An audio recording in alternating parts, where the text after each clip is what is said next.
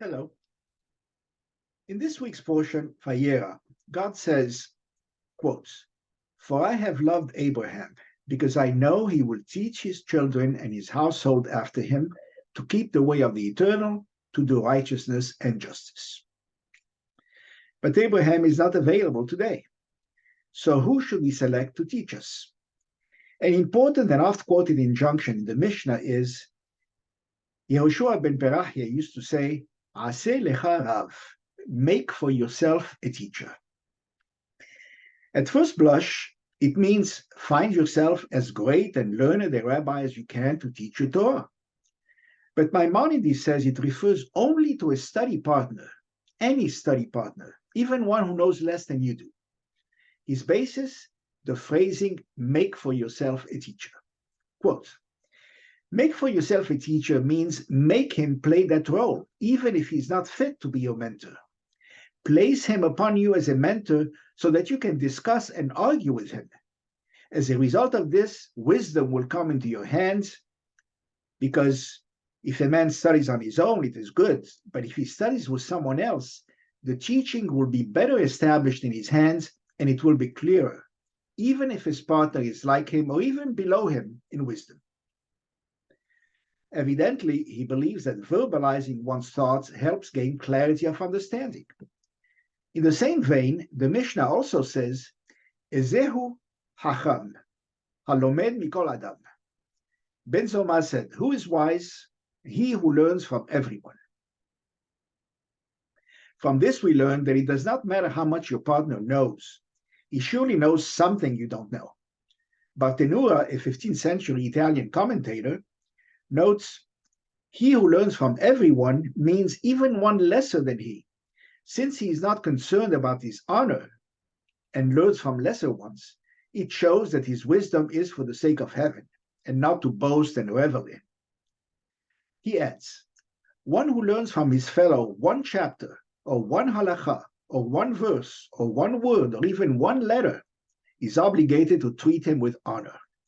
So we find with David, king of Israel, who learned from Ahitophel no more than two things, yet still called him his master, his guide, and his beloved friends.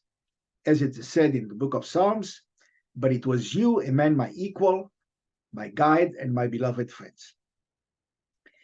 Along those lines, some people say, if you want to learn, teach. The reason is that you study much more intensely and in depth when you have to teach. A partner who knows more than you do may lord it over you, may not tolerate discussion or dissent, or may not encourage you to think for yourself. And studying alone allows you to concentrate for long periods of time without interruption or distraction. This may be necessary for very difficult subjects. The Talmud notes that one less learned can stimulate considerably one who is more learned. Quote, Rav Nachman Bar Yitzhak says, why are Torah matters likened to a tree?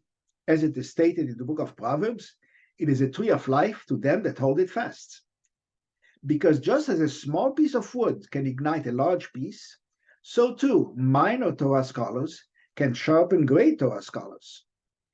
And this is what Rabbi Hanina said, I have learned much from my teachers, and even more from my peers, but from my students, most of all. Bartenura believed you should study with only one teacher. Quote, make for yourself a teacher means take on one teacher from whom always to learn, and not learn from one today and from another one tomorrow. However, the Talmud states, quote, Rav Hisda said to the sages who were studying with him, I wish to say something to you, but I'm afraid that if I do, you will leave me and go. Anyone who learns Torah from one teacher alone never sees a sign of blessing. When his students learned this, they did in fact leave him and went to learn from Rava. Whereupon Rav Hisda backtracks. Quote, Rav Hisda said to them, what I said applies only to reasoning. To reason well, one must hear different opinions. But for the tradition, it is preferable to learn from a single teacher so as not to be confused by different versions of the same statements.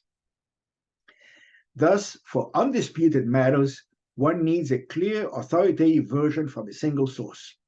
Otherwise, one is liable to be confused when hearing different ways of saying the same thing. However, for matters that are disputed or difficult to understand, it is best to hear as many opinions as possible before reaching a conclusion.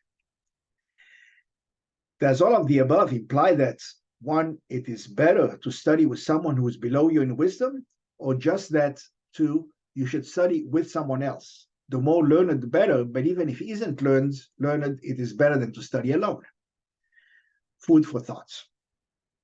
Shabbat Shalom.